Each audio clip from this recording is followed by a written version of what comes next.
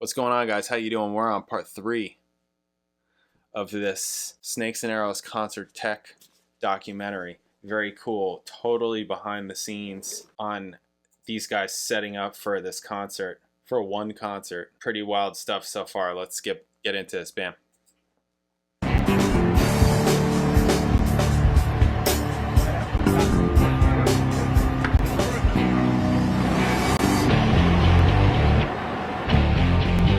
Return, things get really tense over in Monitor World. Okay, monitors, back line, make sure lasers work. Make sure they're happy. And we'll learn about the after-work cocktail hour, roadie style. Beverages are very, very important out here. And we have very important to carry a nice bar.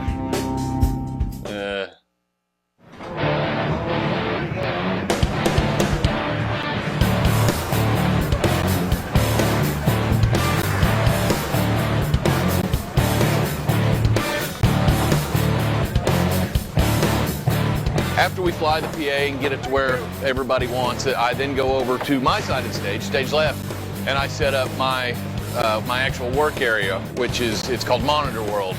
It consists of a console and some amplifiers and some radio equipment to be able to transmit the proper things to the band.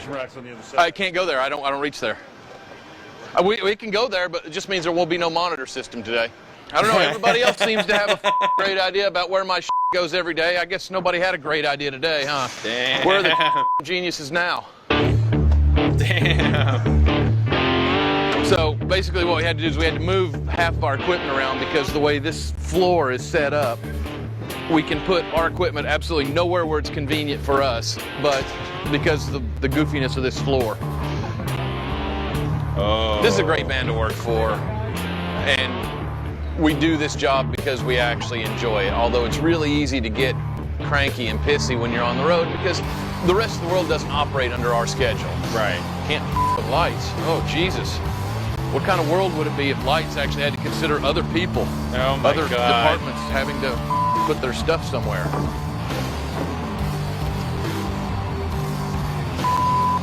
Jesus. We have bankers to deal with and mortgage guys to deal with and family at home to deal with. Now, our families, they know what we do and they know how tough it can be. But the rest of the world does not operate on our schedule. I get a week at home and when I walk into my house, I'm gonna have a stack of mail this tall. And yeah, half of it's crap, half of it's junk mail. But then again, you're gonna have, the local tax assessor is coming after you.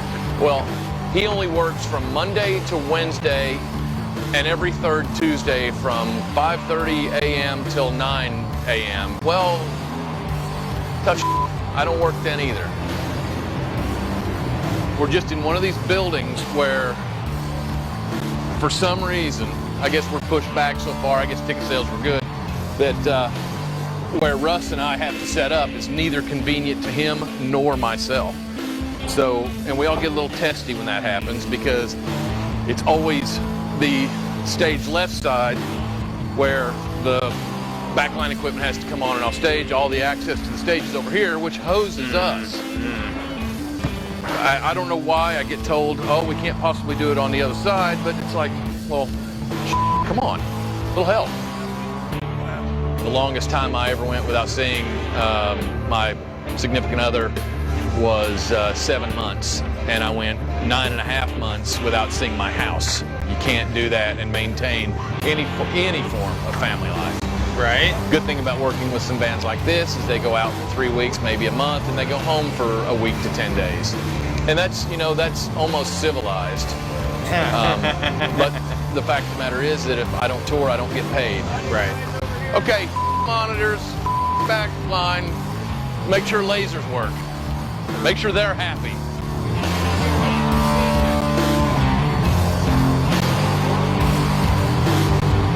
There's no question that life on the road can be stressful. Each of the 40 roadies out on this Rush tour will spend 4 months living and sleeping literally on top of one another on one of the band's 5 luxury tour buses. Who travels on which bus is assigned right at the start of the tour? based on job function and work schedule.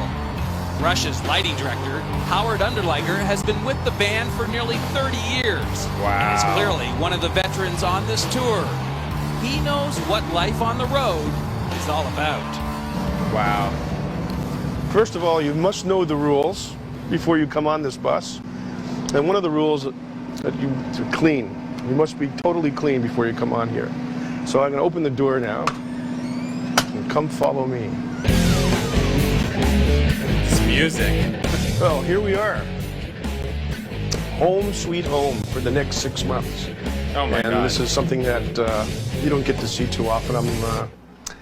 I think I'm breaching some confidence here, but we come off the show at night. We're very tired. We come in here to relax. This is our home. And, you know, people come home from work. They like to sit around, watch TV. So we want the modern conveniences and all the conveniences of home. And one of the things that's really, really great is television. Look at that screen. Okay? This is something that is a very important part, a satellite tracking system that we can watch satellite television while driving down the road, seeing everything we could possibly see. You know, you have your 800-900 channels of choices. And I like to sit over here because this is a great place to mix drinks. And, you know, as I say, beverages are very, very important out here.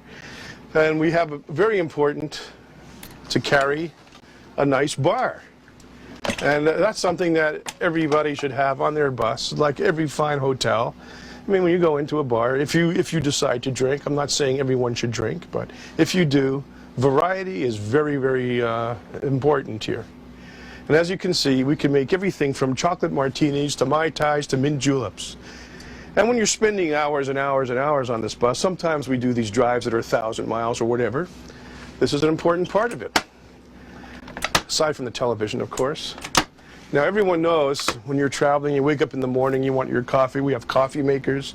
We have microwave ovens, and we have a refrigerator freezer. And look at this. You can stock it with all the delights from home. You know, not to mention, oh yes, you'll just keep your vodka in the freezer. It's very important part of this. Back here is where we sleep. Spacious. A lot of buses sleep 12 people or more. We have 7 on this tour, so yeah. we actually have what they call these berths condos because they're much higher. You can also have your own television right there. You just flip it down while you're lounging. That is a lot As bigger. we walk back here to the rear lounge, this is where people go to smoke cigarettes. I feel like it's double the size of a lot of them. The lounge. Here we are. This is sort of like being in Holland a little bit. This is where everybody comes to smoke, as once again, there's more television screens back here. Stereo, we have very important to have, you know, proper audio and entertainment systems on this bus, and a place for your dry cleaning, which is like right in this closet over here, where you keep your dry cleaning. Ah, this is perfect. Okay. So make sure there's no hand wash going on. Oh, I feel so much better now. This is one of the most important places on the bus, the washroom. And we have a rule. And this rule has been, I think, goes way back many years ago, decades probably, that the only thing that you could do on the bus is basically urinate. Anything else is taboo. If it happens, you're toast.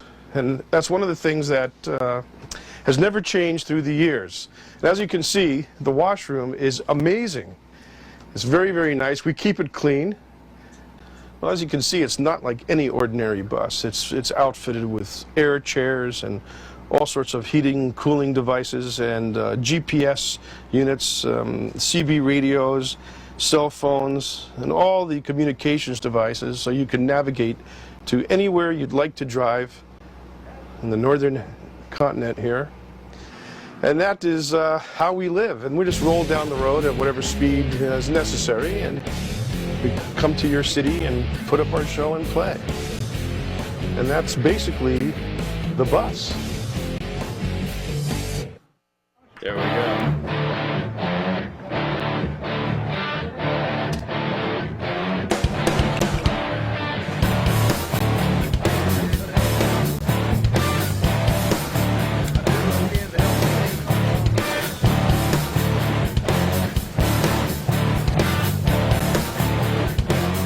King of the Strings, an annual event. Dun dun dun dun.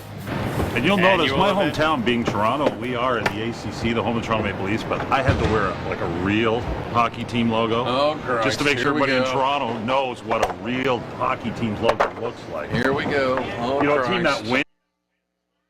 Oh, okay. All right. These guys. Oh yeah, we got a yeller here. Yeah, this guy over here is a super happy guy. They probably caught him on a bad day or something. Jeez. Yeah, I mean, it's only one side of the story, but wow. Yeah, yeah. And how he's describing how long he's away, 9 months. Went 7 months without seeing a significant other. Notice he didn't say wife. He just said significant other.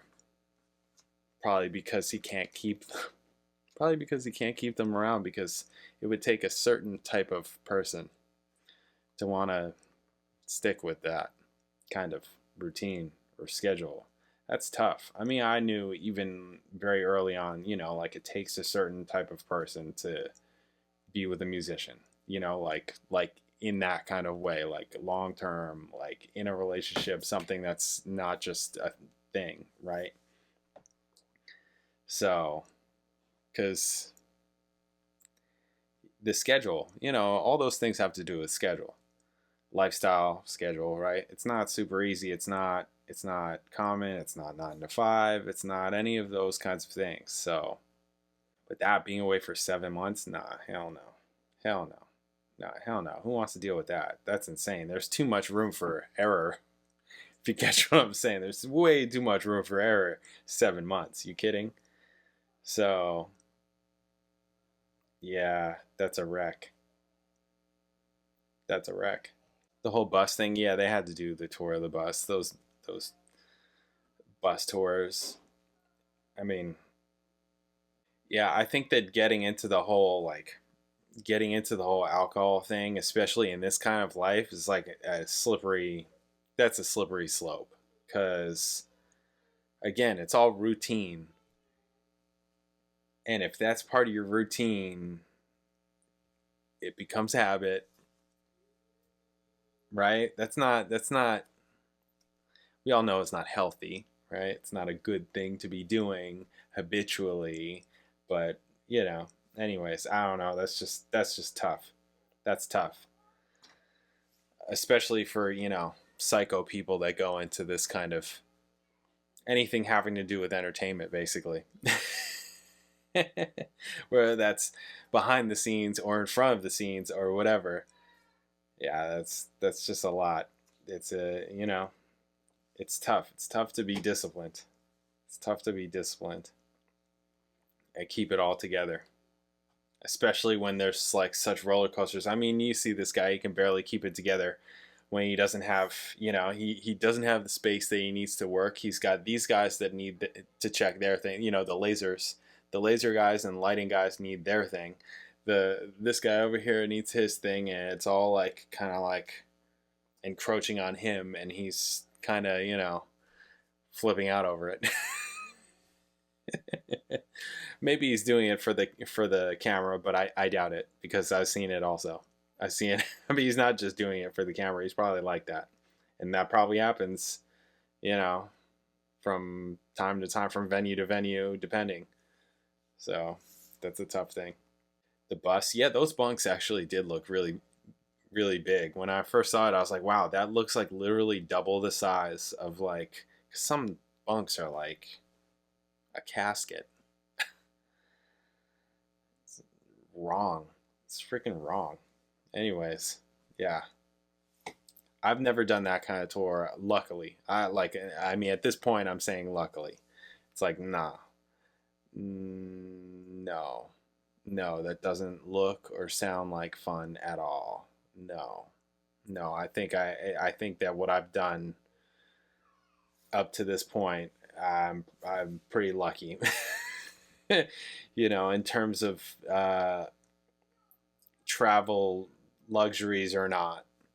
I mean, whether it's driving, and me just driving, which I would absolutely do. There are lots of times where I chose to drive myself versus even fly, depending on where it was. Like if I was going to like Phoenix or something like that from where I lived in California, it's like, or Vegas, it's like, no, I'll just drive. I'll drive.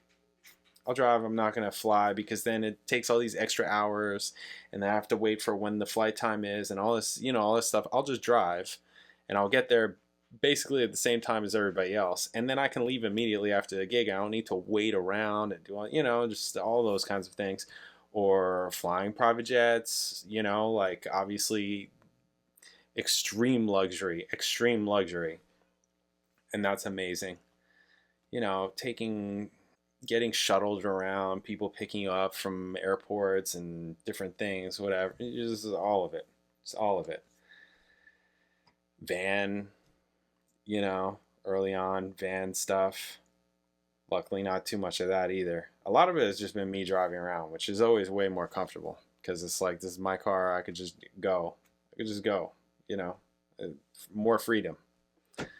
So less just like sitting around waiting time, and you're just like, dicking around, and then you start drinking. It's like, no. Anyways. All right. Cool. Halfway through this. And we're not at the concert yet, so they got many hours to the concert. All right. Up next, part 4. Catch you then.